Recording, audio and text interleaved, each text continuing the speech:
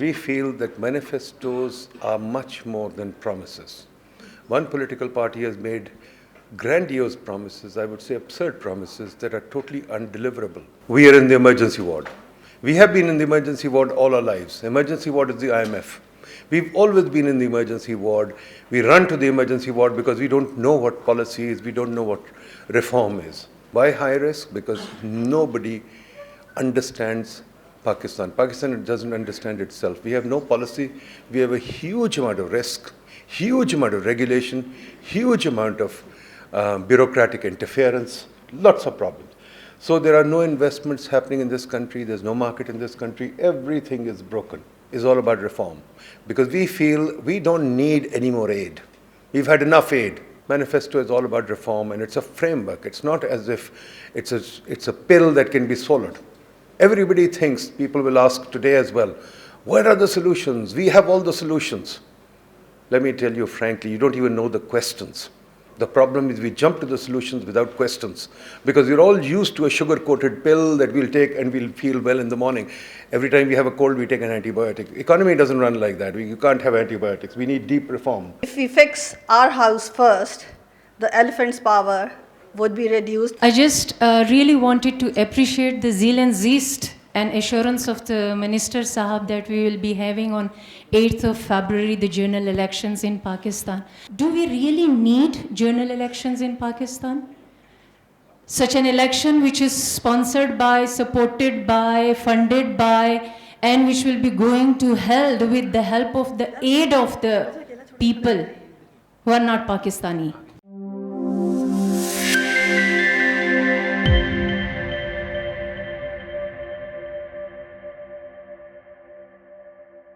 Assalamu alaikum and good morning everyone. It's election season and we are waiting for every political party to let us know what they want to do. We are waiting for their manifestos. So far, not many have done it. Maybe to help them out, PIDE has, made a manifesto which is mainly about economy and society. This manifesto is basically a product of the research we've done over the last 4 years and all the interactions we've had across Pakistan. We went to places. Dr. Nadeem, would you like to join? We've been to places where maybe usually researchers don't go. Sir, it would be best if you tell us. What are we doing here? Very simple. Election is here. Election is now about 15 days away, 18 days away, something like that. And we still don't have any serious manifestos. It seems like it's not even an election that's happening. And we feel that manifestos are much more than promises. One political party has made grandiose promises, I would say absurd promises, that are totally undeliverable. It seems like elections are meant to be just, as Lee Kuan Yew once said, an auction of resources that Pakistan doesn't have. The second thing is that we know we are in the emergency ward. We have been in the emergency ward all our lives. Emergency ward is the IMF. We've always been in the emergency ward. We run to the emergency ward because we don't know what policy is, we don't know what reform is. And related to that is the fact that we are a very high risk country. Why high risk? Because nobody understands Pakistan. Pakistan doesn't understand itself. We have no policy. We have a huge amount of risk, huge amount of regulation, huge amount of bureaucratic interference, lots of problems. So there are no investments happening in this country. There's no market in this country. Everything is broken. So this reform agenda is all about, this manifesto is all about reform. Because we feel we don't need any more aid. We've had enough aid. We'll keep begging our Prime Minister. In fact, our Prime Minister really is a begging minister, not a Prime Minister. First thing he comes in, he goes, takes a plane and goes to China, and then goes to Saudi Arabia, then goes everywhere begging, that's all. The question is, when we'll get down to reform. All of you have read Asimoglu and Robinson know that reform is very important. So the agenda is huge. We need a very big and long national conversation. This country has not changed in any way. Sorry, it has changed. It has changed to go backwards. We're going backwards. You're looking for Riyasat Medina instead of looking for Mars, instead of looking to go into space. We want to go backwards. This has to change. We have to understand that good policy and good reform is necessary. We have neither. We have only one policy to beg, and we'll talk about it later. This manifesto is all about reform, and it's a framework. It's not as if it's a pill that can be swallowed. Everybody thinks, people will ask today as well, what are the solutions? We have all the solutions. Let me tell you frankly, you don't even know the questions. The problem is we jump to the solutions without questions, because we're all used to a sugar-coated pill that we'll take and we'll feel well in the morning. Every time we have a cold, we take an antibiotic. Economy doesn't run like that. You can't have antibiotics. We need deep reform. The Reform Manifesto, as Nayab said, has been based on a lot of research, talking to a lot of people, and we really feel that unless we fix the system is totally broken. Anybody who comes here to invest cannot invest because he doesn't know what the system is. It's like a game of cricket without any rules, where the umpire is playing the game, where the rule maker is playing the game, where the prime minister is playing the game, where the ministers are playing a game. So we are talking about all that. So this is what this reform agenda is about. Ji, madam. One disclaimer, it certainly does not include everything. I mean, just to name a few things, since it's not our area, it's not our expertise, we won't be talking about terrorism. I mean, not to say that these things are not important. Certainly, I mean, everything is important because, I mean, human life works, it doesn't work in silos. There are no compartments in human life. So all these factors also are linked with economy, with society. But we won't be talking about terrorism, foreign policy, and establishment, because I'm sure wherever we went, this was something that came up everywhere. You're not talking about the elephant in the room. And we said, maybe if we fix our house first, the elephant's power would be reduced, but since it's not our expertise, we won't be going there. Minister Saab has to go somewhere, so before we start our first formal theme, I would invite him to come and say a few words. Murtaza Sulani Saab. Good morning, ladies and gentlemen, and I would like to thank my dear friend, Dr. Nadeemul Haq, who has always been kind and invited me to come over as part of the audience. But now I'm told that I have to speak, so here begins my ordeal. I would very much like to talk to you in English, but I believe that I should talk to you in Urdu because जिन लोगों के बारे में ये सारी कथा आपने घड़ी है, वो शायद मेरी वो जो अंग्रेज़ी जो मैं मुंह टेढ़ा करके बोलता हूँ शायद उनके समझ ना आए.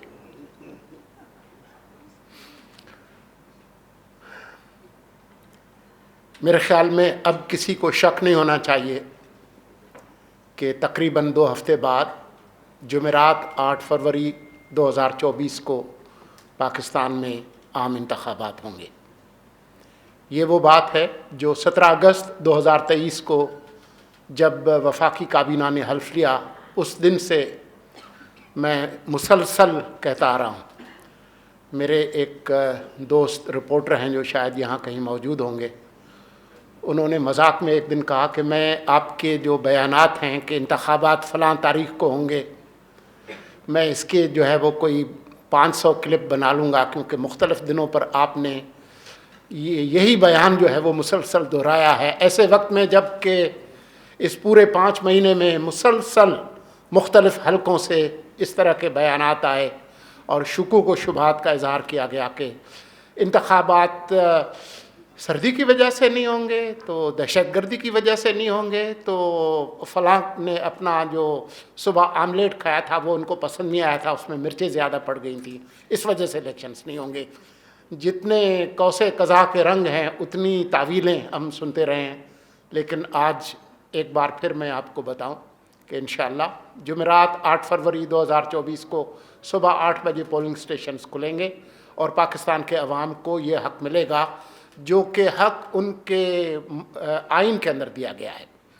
پاکستان کے آئین کے دیباچے میں لکھا ہے کہ یہ ملک اس کے منتخب نمائندے چلائیں گے اور یہی ہونے جا رہا ہے. یہ تو تھی اچھی بات. بری بات کیا ہے؟ آج کل اگر آپ نیوز چینلز آن کریں تو ہمارے جو نیوز رومز جو الیکشن کے پیکیجز چلا رہے ہیں ذرا ان پر ایک دفعہ نظر دوڑا لیں.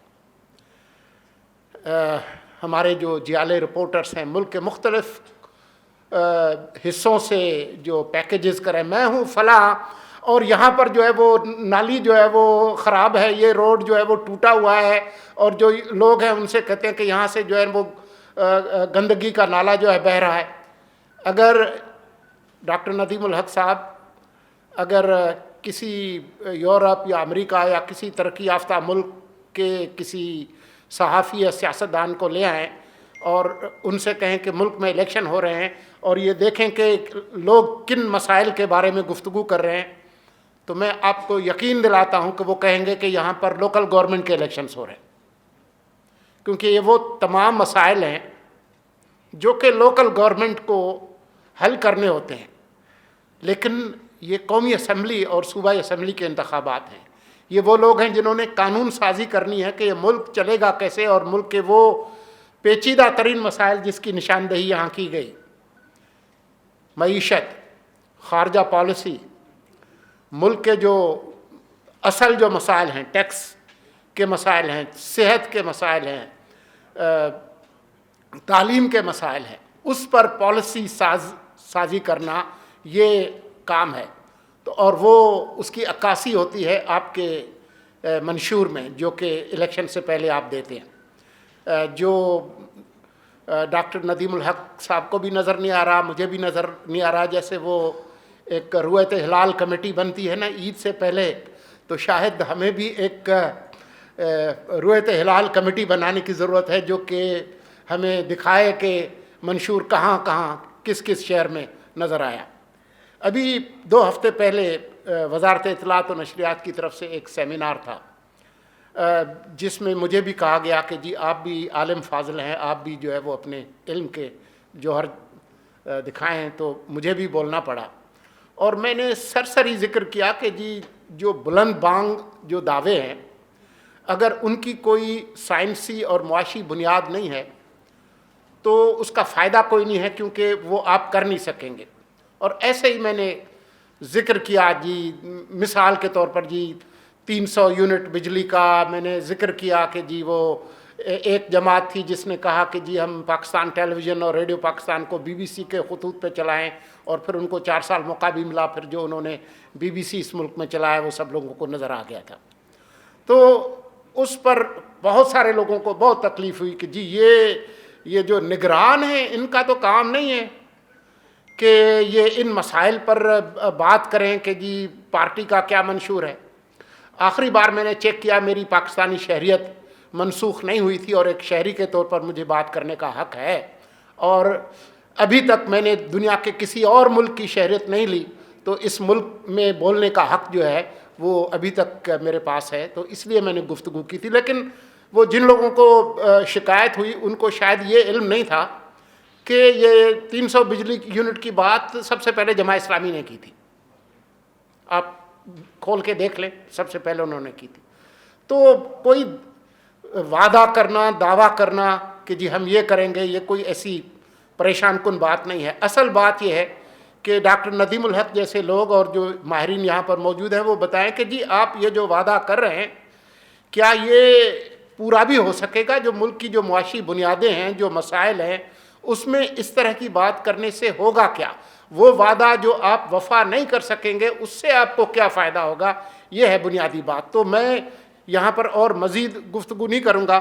میں یہ ضرور کہوں گا کہ جو بنیادی مسائل ہیں اس پر کم از کم گفتگو ہو.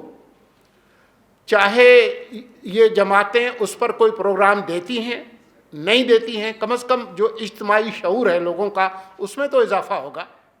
مطلب اس کا کیا کریں؟ کہ جب پاکستان بنا 1947 میں تو مشرقی بنگال جو بعد میں مشرقی پاکستان کہلایا ان کی آبادی 6 کروڑ 80 لاکھ کے قریب تھی، اور آج کا جو پاکستان ہے جو مغربی پاکستان بعد میں کہلایا 1 یونٹ کے بعد، اس کی آبادی 5 کروڑ 80 لاکھ کے قریب تھی۔ آج بنگلہ دیش کی آبادی کوئی 16 کروڑ کے قریب ہے، ہم 25 کروڑ کے قریب ہیں۔ تو بنگلہ دیش کے جو لوگ ہیں وہ انہوں نے آبادی کو کنٹرول کر کے ان کے جو مسلمان ہونے کی جو حیثیت ہے وہ اس میں کوئی کمی نہیں آئی۔ میں آپ کو یقین دلاتا ہوں وہ اسی طرح سے پکے مسلمان ہیں جیسے ہم لوگ ہیں۔ اسی طرح سے جو بنیادی مسائل ہیں، مثال کے طور پر ٹیکس ریفارم ہے، سول سروس ریفارم ہے، پاپولیشن ایکسپلوژن کا میں نے ذکر کیا، آپ کی جو ڈوینڈلنگ جو ایکسپورٹس ہیں اور جو پالیسیز اس حوالے سے آپ نے بنائی ہیں، زرعی انکم ٹیکس کے حوالے سے جو آپ کی جی ڈی پی کا تقریباً 1/4 ہے، اور اس کے باوجود پچھلے سال کوئی 3 ارب روپے کے قریب جو ہے وہ 4 صوبوں سے انکم ٹیکس جمع ہوا تھا۔ آپ کے 1000 ارب روپے سے زیادہ سالانہ جو اسٹیٹ اونڈ انٹرپرائزز کے جو لاسز ہیں، آپ کے ریئل اسٹیٹ، ریٹیل اور ہول سیل جو کہ سب سے بڑے بلیک ہولس ہیں ٹیکس ایویژن کے، اس پر کوئی کسی نے پالیسی دینی ہے کہ نہیں دینی ہے۔ آپ کے آئین کے اندر آرٹیکل 140 اور 140A میں لکھا گیا کہ جو مقامی حکومتیں ہیں وہ مالی، سیاسی اور انتظامی طور پر خود مختار ہوں گے، لیکن جب بھی اس ملک کے اندر جمہوریت آئی ہے اور سول حکومت آئی ہے الیکٹڈ، تو پہلا جو نشانہ بنے ہیں وہ مقامی حکومتیں بنی ہیں۔ 18ویں ترمیم سے اچھا ہوا کہ جی آپ کے جو بہت زیادہ جو اختیار تھا مرکز میں مالی حساب سے وہ کم ہو کے اور ڈیوالو ہو کے صوبوں کو گیا، لیکن وہ صوبائی دارالحکومتوں میں جا کر رک گیا، وہ نیچے نہیں گیا اور مقامی حکومتیں بااختیار نہیں ہوئیں۔ 18ویں ترمیم کے اندر 15 وزارتیں اور ڈویژنز جو ہے وہ صوبوں کو منتقل کی گئیں، اور پھر وہی وزارتیں نئے ناموں کے ساتھ، خوشنما ناموں کے ساتھ مرکز میں بحال کر دی گئیں۔ میں نے ایک صاحب سے پوچھا کہ اس کی وجہ کیا ہے، تو انہوں نے کہا کہ وہ تو ٹھیک ہے ہم نے کر دیا، لیکن مسئلہ یہ ہے کہ ہر قومی اسمبلی کا ممبر اور ہر سینیٹر چاہتا ہے کہ وہ وزیر بنے، اس کے پاس جو گاڑی ہو اس پر ایک جھنڈا ہو جس کے اندر ایک ڈنڈا ہو، اور جو ہمارے جو سول سرونٹس ہیں، بیوروکریٹس، وہ کہتے ہیں کہ جی اگر وفاقی وزارتیں کم ہو جائیں گی تو ہمارے وفاقی سیکٹری بننے کے امکانات جو ہے وہ اسی طرح سے کم ہو جائیں گے، اس لیے زیادہ وفاقی سیکٹری بھی زندہ باد، زیادہ وفاقی وزیر بھی زندہ باد، خرچے کم ہونے کے بجائے ہم نے خرچے بڑھانے ہیں۔ تو یہ ہیں اصل جو مسائل اس ملک کے۔ تو ہم امید کرتے ہیں کہ باوجود اس ایکسرسائز سے مجھے ہمارے جو سیاسی دوست ہیں، سیاستدان ہیں، ان کی جو ایکسائٹمنٹ ہے منشور سازی سے، وہ ان کی یہاں پر غیر موجودگی سے نظر آتی ہے۔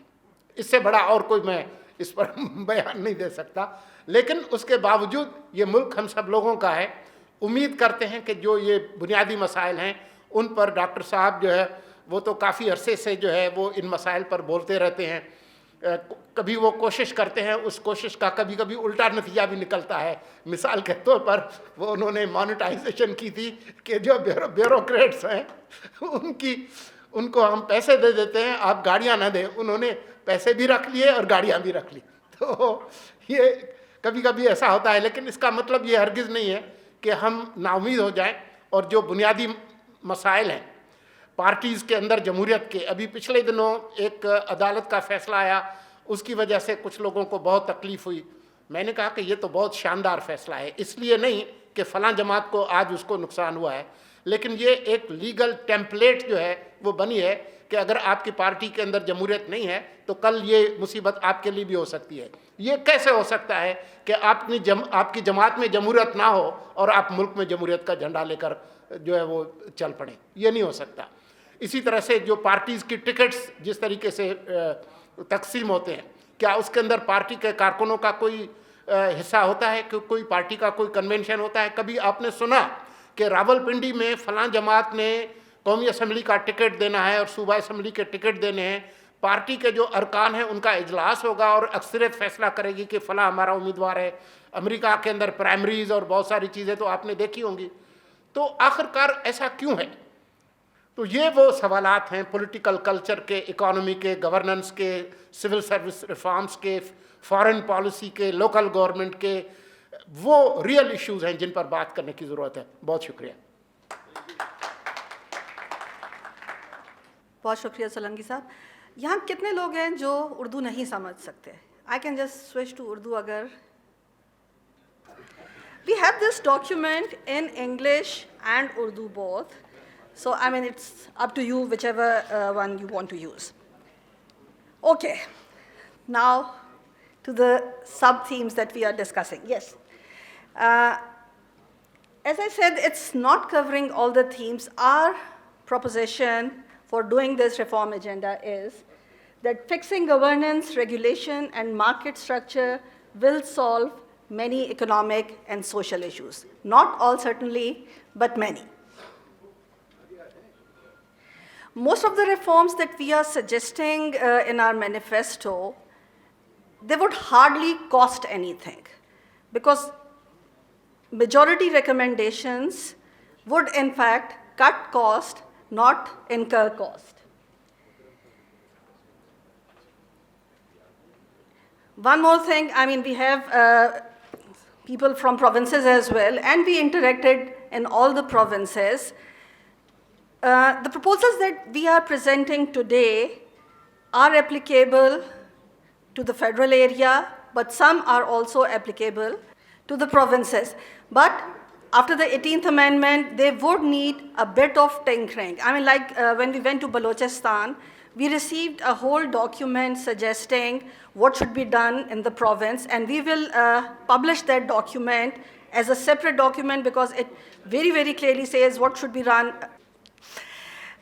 which clearly states short-term, medium-term, and long-term. I hope that the provinces using this document can also formulate a similar document for their provinces. House rules, these are important. Stay on the topic. I mean, while we are discussing a theme, please don't go to the second theme. Everything is interconnected. Maybe the topic we are discussing, some of the things that you think should be discussed are already there in another topic. Let others speak too. Don't take too much time. Keep interaction short because we like maximum people to interact. Just be very, very precise in your comments. Question and comments after short presentation, which I'll do just now. Respect session timings and topics. And the last one in red is most important. Let's agree to disagree. This is what this whole exercise is about. To have a conversation, disagreement is okay, but it should remain civil. Session 1, we have three main themes in this session. One is on political stability, the second one is on public administration for the 21st century, and the third one on cities. We'll start with political stability, and if you see the footnote, we know politics interests everyone, but other topics are important too. Why we wrote this? Because while our interactions, this topic takes so much of time that at times we don't even get time to discuss all the topics. Elections are here, and we see that if you look at the previous few assemblies, the attendance of the Prime Minister has been very low, except for Yusuf Raza Gilani, who came for 76%. Otherwise, it's 21, 14, 19. This, in a way, shows the importance that the head of the government, head of the executive is giving to the assembly. I'll be very quick so that you have time to discuss. The cost of per sitting is increasing, and it's roughly just, if we consider a workday as an 8-hour workday, it's just 30 days that the parliamentarians are there. The agenda items, there are certain sessions in which 99% of the agenda items remain undiscussed, but averagely half the agenda items remain undiscussed. Number of political parties, we see a large increase in 2024. 175 parties are registered right now.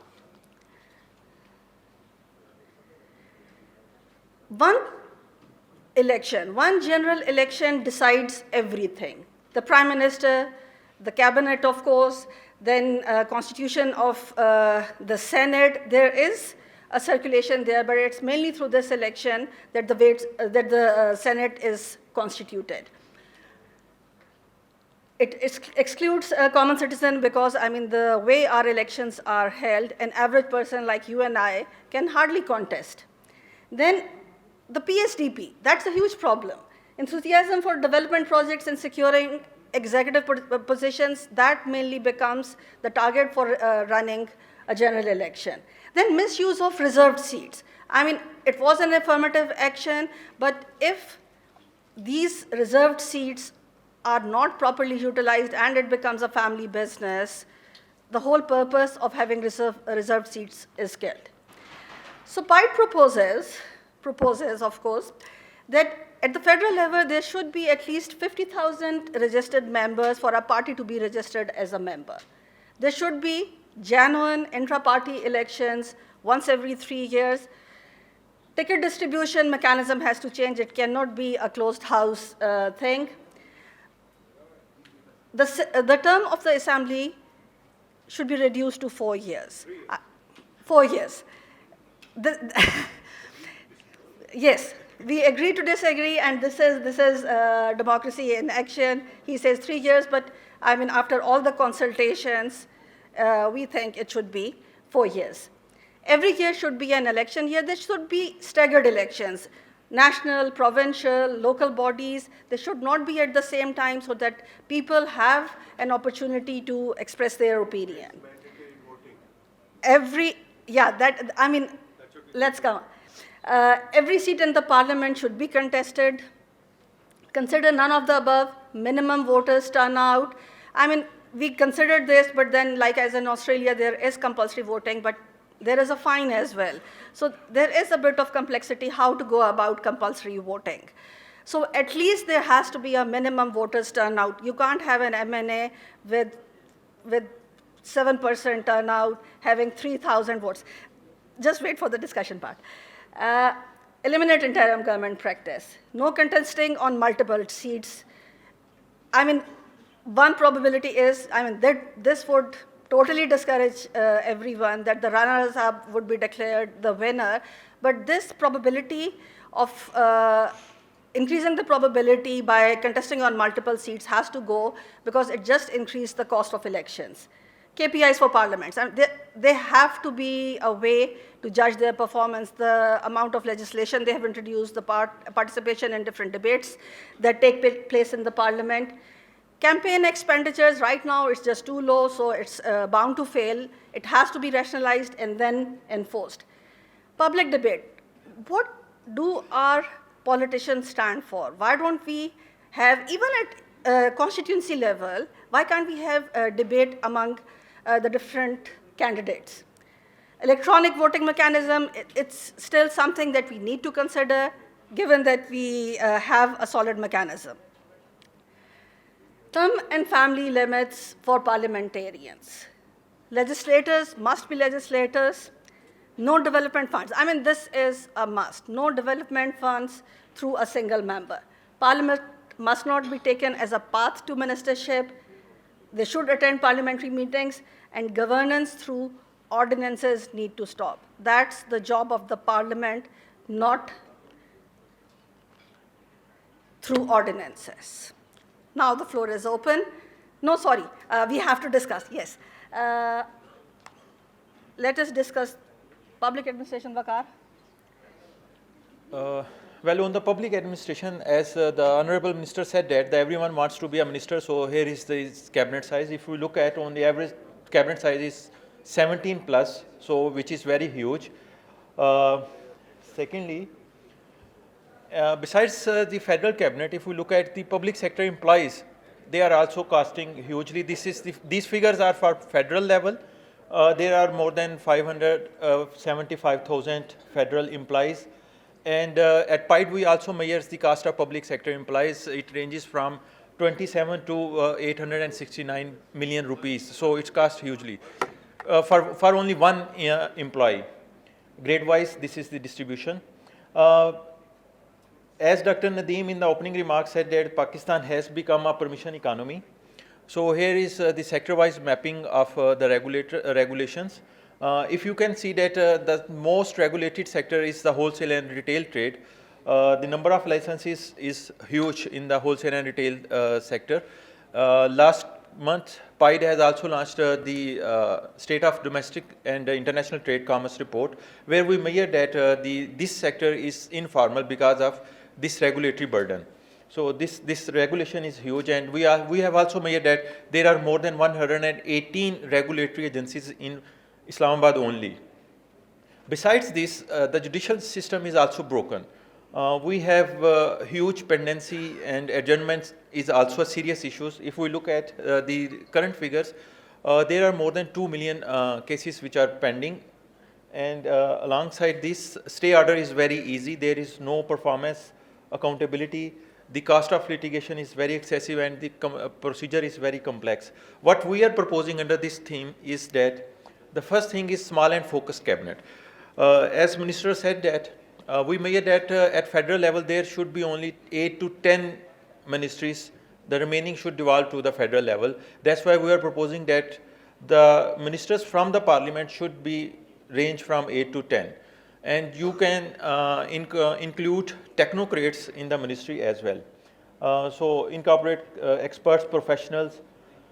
On the civil bureaucracy, what we are proposing is that we have to do away with the colonial civil servant service exam system, which is commonly known as CSS. We should abandon it. We should focus more towards professional examinations. We also have to end tribe structure, which is public administration, Pakistan Public Administration Services. Although we do need administration services, but we have to limit its role. Again, end perks. Everything should be monetized. The secretary should not be allowed to use official vehicles and houses, those things. And the training should be based on the need-based assessments. The role of the training academies should also be reconsidered. Either we need it or not. And the promotions should be competitive. It should be based on the performance of the employee. And again, one more radical idea that we are proposing is that we need to end the lifetime career guarantee for the civil servants. We should offer them performance contracts. On public servants, again, we should abandon the permanent jobs and offer contractual employment. By the way, at PIDE we have adopted this practice. We are offering only contractual employments. And the financial assessment before hiring a new employee should also be conducted. On the pension reform, we are suggesting that we need to switch to the market-based salary structure, single line salary, which include all the perks and benefits. And if we shift towards the market-based salary structures, then the pension will not be a government liability. It should be based on the market. Pension fund management should also be outsourced. One potential agency can be EOBI. And on the judiciary, although we have introduced case management system, but it is still is not working properly. What we are proposing, we need to reinforce this case management system. It should be digitalized. It should be it should enforce timelines as well as we need to amend our procedural rules where we restrict the interim appeals, maximum limit of an adjournments, and tighten the rule to obtain injunctions. So this is our second theme. For the third theme, I would request Dr. Nadeem to present. Okay, folks, I think this is a crucial theme. शहरों को हम कोई अहमियत नहीं देते. I'll sort of switch between English and Urdu. We think कि शहर जो है वो एक देहात का हिस्सा है. We got a uniform system of management. Why? Because the colonials left us with the colonial administration. So the cities are run by colonial administrators, the DC. A city the size of Lahore, which is twice the size of New York, or Karachi, which is 3 times the size of New York, is run by a commissioner in DC, which is a travesty in these days. अब ये देखिए कि cities हम कह रहे हैं where commerce innovation happen. Yet we seldom discuss cities.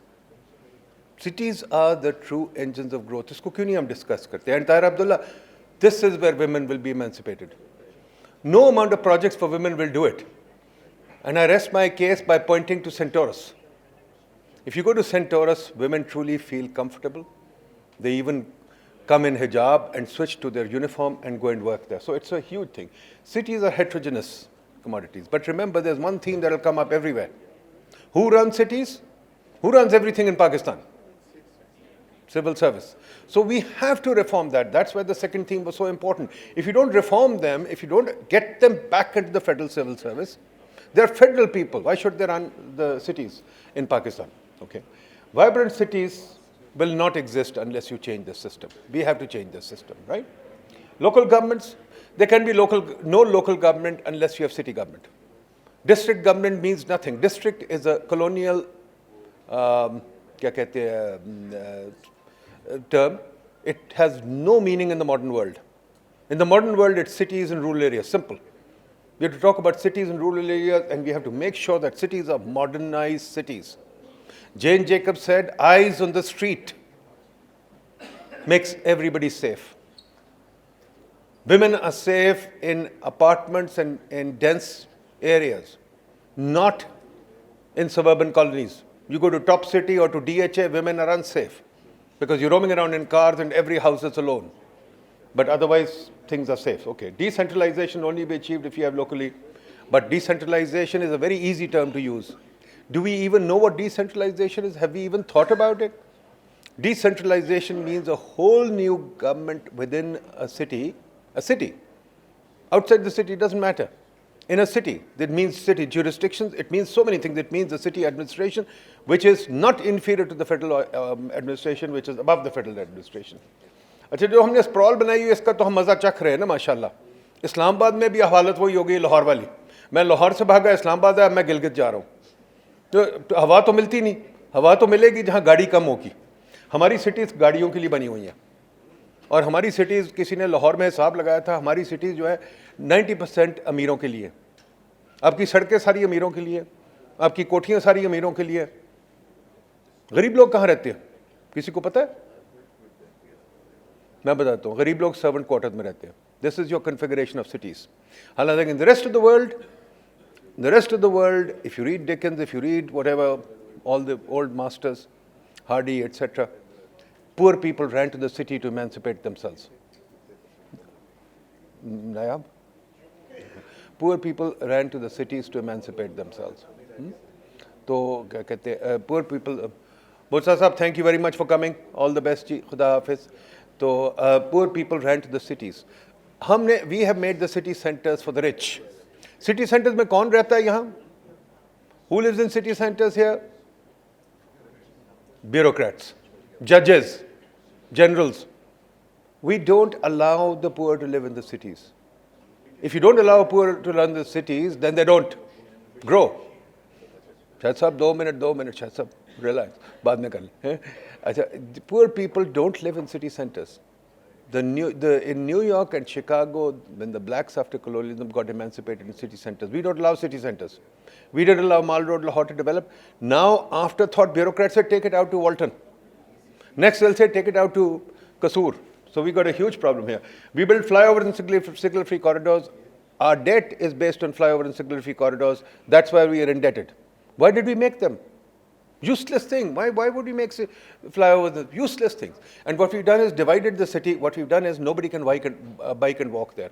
Majority of our trips today, even today, are walking trips. JICA study says. I don't forget the figure. It's a large amount of trips, right? Then the most important thing is no street economy. Street vending, etc., which is a very important part of the economy. In fact, many thinkers have said street economy is the most important part of the economy, and we've gotten rid of the street economy because we made everything for the car. There are no sidewalks. If you go to the West or anywhere, you will see sidewalks are almost larger than the space for cars. But we've done this. Mass transit city, everybody wants mass transit, but for God's sakes, you can't have mass transit in a sprawl that goes for 50 or 100 miles.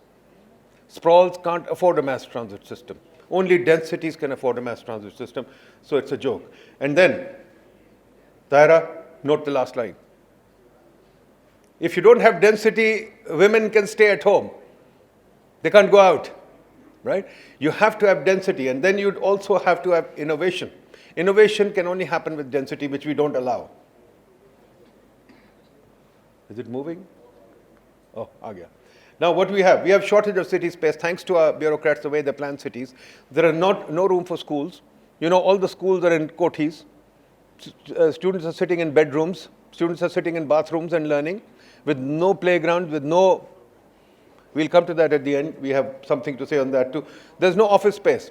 I went to all the cities in Pakistan and I asked brokers, I want to build I've been nominated by Bill Gates to build an office for Microsoft. And guess what they showed me? They showed me a house in E7. Can you tell me Bill Gates will make a house in E7? There's no building worth $100 million in Pakistan. Isn't that amazing? Okay. Shops, restaurants, all these things are short in space. Why?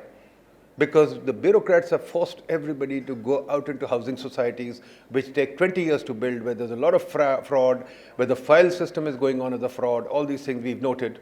And these are very important things to worry about. Who's regulating the housing market? Who's thinking about all these shortages? And the result is, your lives are being shortened right now. Even as we speak, our lives are being shortened by 6 to 7 years, maybe 10 years now. And each year it's progressing because the bureaucrats have no desire to change this. Bureaucrats have no desire to change the smog. They say smog can remain here. Their response to smog is artificial rain. Ever heard of that? Artificial rain out of nowhere. Anyway, so what we are saying is local government, but local government has to be carefully configured. As I told you, city local government has to happen. City zoning, the zoning that we have, two-story problem that we have. No city in the world has 2 stories except Pakistan. Karachi is better, I should admit, but Lahore is terrible. Whole of Punjab has 2 stories. Why? Because the bureaucracy willed it. At the same time, they control the city centers.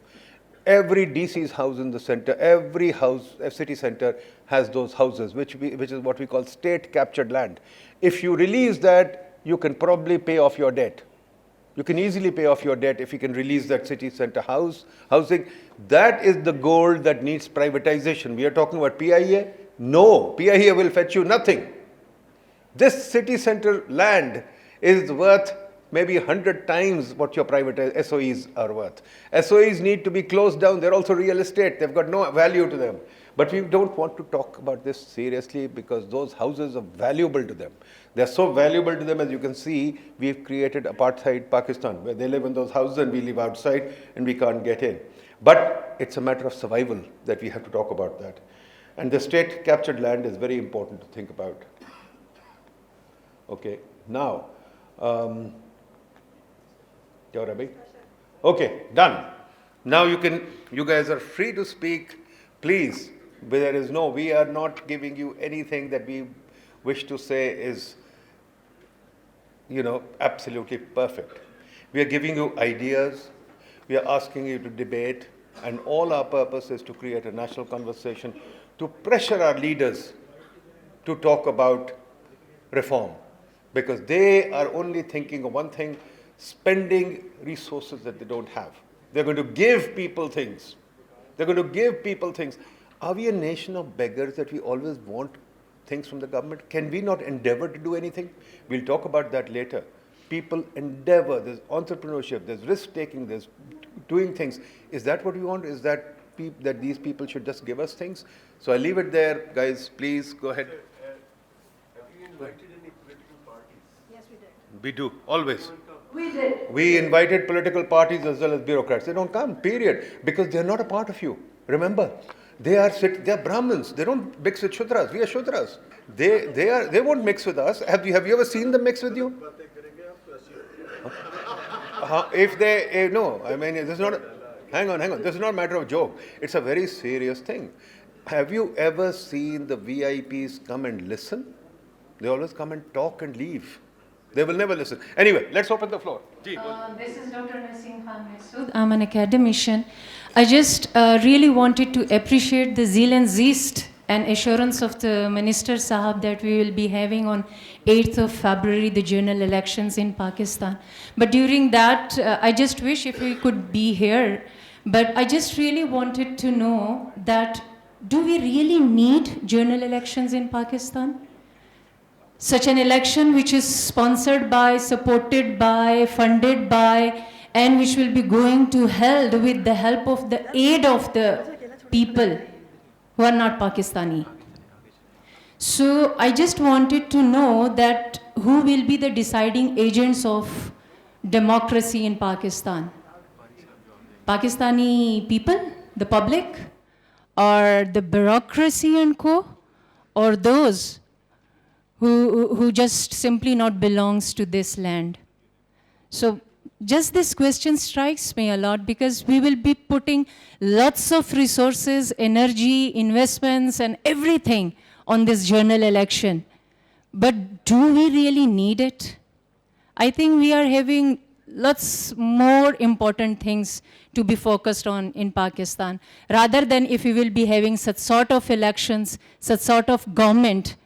I just don't think so if it will be truly representative of the public of Pakistan, or it will be a democratic government. मेरा नाम ताहिरा अब्दुल्ला है और 3 बहुत उम्दा presentations आपके पहले 3 sections के बारे में, ख़ास तौर पे डॉक्टर नदीमुल हक पुल्स नो पंचेस, और सब जानते हैं कि he pulls no punches. Cities का जो सेक्शन था उसमें मैं समझती हूँ कि एक एडिशन करनी बहुत ज़रूरी है, और वो ये है एक इजाफ़ा कि आप लोगों को कच्ची आबादी पर फोकस करना बहुत ज़रूरी है. उसको सिटी एडमिनिस्ट्रेशन, म्यूनिसिपैलिटी कच्ची आबादियों को इल्लीगल करार देती है, लेकिन अगर गरीबों के लिए घर नहीं बनाए जाते, कोई उनके लिए बेसिक यूटिलिटीज़ और बेसिक अम्यूनिटीज़, बेसिक जो ज़रूरियात होती हैं, मकान, बिजली, गैस, पानी, सड़क, सीवरेज, सैनिटेशन, जब ये नहीं मिलता तो फिर कच्ची आबादियाँ फ़रोग़ पाती हैं. कराची की आधी से ज़्यादा आबादी कच्ची आबादी में रहती है. इस्लामाबाद की 33% आबादी कच्ची आबादियों में रहती है, विथ नो म्यूनिसिपल सर्विसेज. तो इसके बारे में भी आपके रिफॉर्म मैनिफेस्टो में कुछ होना चाहिए. शुक्रिया. ताहिरा बीबी, सिंपल सी बात है जो मैं सबको कहना चाहता हूँ, although I didn't want to enter.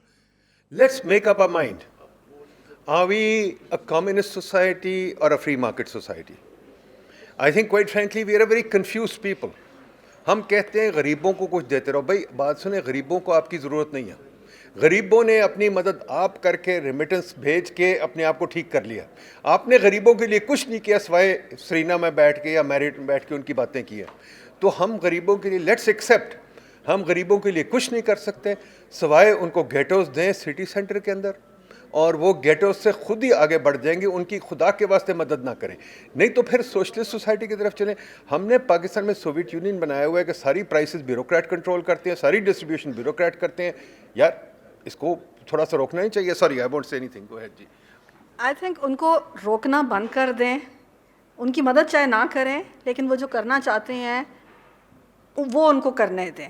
मतलब अभी हमने 2 साल हुए हैं जो ये स्ट्रीट वेंडिंग वाली चीज़ की थी. स्ट्रीट वेंडिंग का एक इनिशिएटिव आया बेस्प के साथ मिल के, बेस्प नहीं उसको कुछ और उसको कह रहे थे, एहसास. पहला दिन गवर्नमेंट चेंज हुई और वो सारी रेहड़ियाँ जो हैं वो वहाँ से तोड़ दी गई. तो आई थिंक ये इस तरह की उनके लिए कुछ करें से ज़्यादा वो जो करना चाहते हैं उनको करने दें. एक मिसाल अभी सुबह भी मैं एक कुली को दे रही थी कि हम गवादर गए और वहाँ जाके मुझे समझ आया कि इतनी इन्फ्लेशन के बावजूद आपको मार-धाड़ सड़कों पे क्यों नहीं नज़र आ रही है. It is mainly because of the informal economy. लोगों ने अपने रास्ते ढूंढे हैं अपनी ज़िंदगियाँ चलाने के लिए. जिस दिन वहाँ भी स्टेट गई मेरे ख़्याल में वो भी जाएंगे. हम वहाँ मच्छरों से मिले, उनकी किश्तियाँ, और वो जो सारा उन्होंने बताया, आई वोंट से इट इन पब्लिक, जो पूरा उन्होंने मैकेनिज़्म बताया, आप यकीन करें कि यहाँ बैठे हुए हम लोग, हम तसव्वुर भी नहीं उसका कर सकते. तो जो आप बात कह रही हैं, वी आर नॉट सेइंग कि नहीं, लेकिन उससे बड़ी प्रॉब्लम मेरे ख्याल में ये है कि उनके लिए रुकावटें बहुत ज़्यादा हैं हर स्टेप पे. ये नहीं, ये नहीं, ये नहीं, ये नहीं, ये नहीं.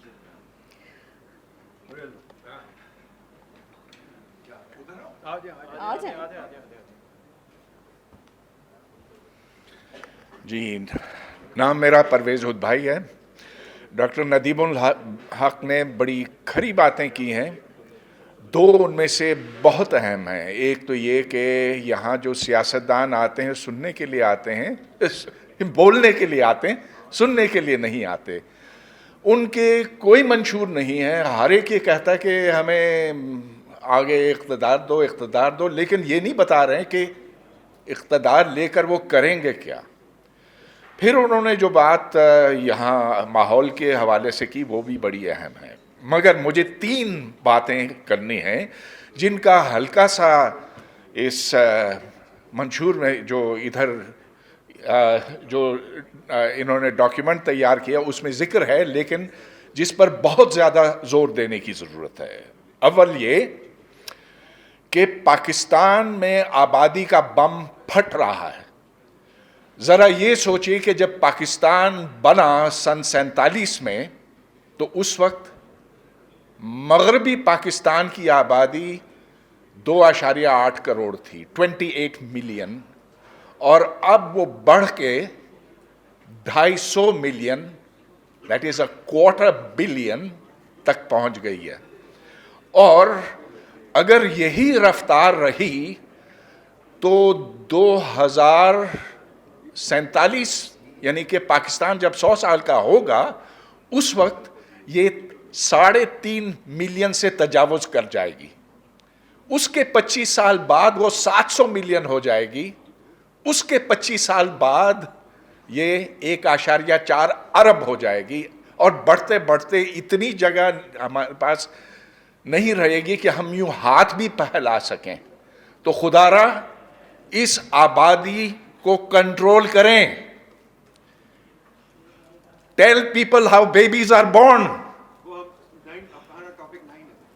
It is topic 9, but it is too late. It's coming at the end, Nadeem.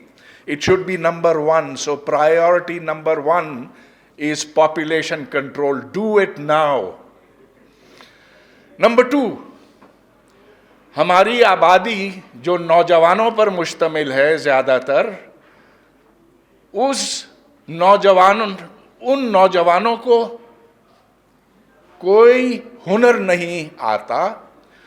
ان کو آپ ڈگریاں دے رہے ہیں لیکن وہ ڈگریاں کوئی معنی نہیں رکھتی ہیں. اگر آپ یہ تمام یونیورسٹیاں جو آپ نے بنائی ہیں جو انتہائی تھرڈ کلاس ہیں, اگر آپ ان کو بند بھی کر دیں تو کوئی فرق نہیں پڑے گا. They are getting useless third class education which is worth nothing in the global marketplace. تو جب یہ جاتے ہیں مشرق وسطیٰ میں تو ان کو ڈرائیوری کے کام ملتے ہیں. 85% of work visas granted have been for drivers. تو ہم جا کر ادھر ان کی بسیں چلاتے ہیں, ان کے ٹرام چلاتے ہیں, ادھر خانسامے بنتے ہیں. انڈینز وہاں جا کر مینیجر اور ٹیکنیشین اور پروفیسر لگتے ہیں, ڈاکٹر لگتے ہیں. پاکستانیوں کی کوئی مانگ نہیں, اس لیے کہ ہم نے ان کو کیا پڑھایا ہے, واحد قومی نصاب یا اس سے پہلے جو اور تھرڈ کلاس نصاب تھا, جس میں ان کے دماغوں میں صرف وہی بات ڈالی جاتی ہے جو سرکار چاہتی ہے اور جس کی کوئی وقت کوئی مانگ نہیں. اور تیسری اور آخری بات یہ کہ خدا را آپ جا کر پریس کلب کے سامنے دیکھیں, بلوچ بیٹھے ہیں, وہ کہتے ہیں کہ یہ جو پنجابی ہیں آتے ہی نہیں ہم سے ملنے کے لیے. ان کے بچوں کو اغوا کر کے لے جاتے ہیں ISI والے, MI والے, اور آپ لوگ خاموش بیٹھے رہتے ہیں. کوئی سیاستدان ان سے جا کر نہیں ملتا. خدا را یہ شرم کی بات ہے.